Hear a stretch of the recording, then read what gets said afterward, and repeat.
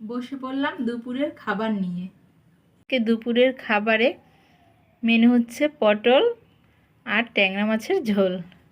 কীভাবে ট্যাংরা মাছটা রান্না করলাম সেটাই এখন দেখাবো। মাছগুলো কোটার পর ভালো করে ধুয়ে নিয়েছি, লবণ হলুদ মাখানো শেষ। এবার একটু তেল মাখিয়ে নেব, তাহলে ভাজার সময় আর ছিটবে না।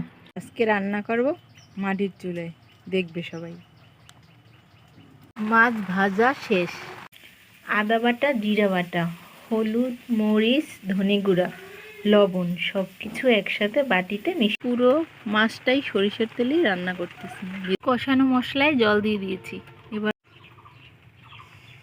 এবার মাছগুলো দিয়ে দিচ্ছি। মাছটা ফুটে উঠতে উঠতে দেখি অন্য চুলায় কি অবস্থা। এদিকে আবার আমি পটল বসিয়েছি। পটল এখন দারচিনির গুঁড়ো দিয়ে নামিয়ে নেব। রান্না হয়ে গেল ট্যাংরা মাছের ঝোল।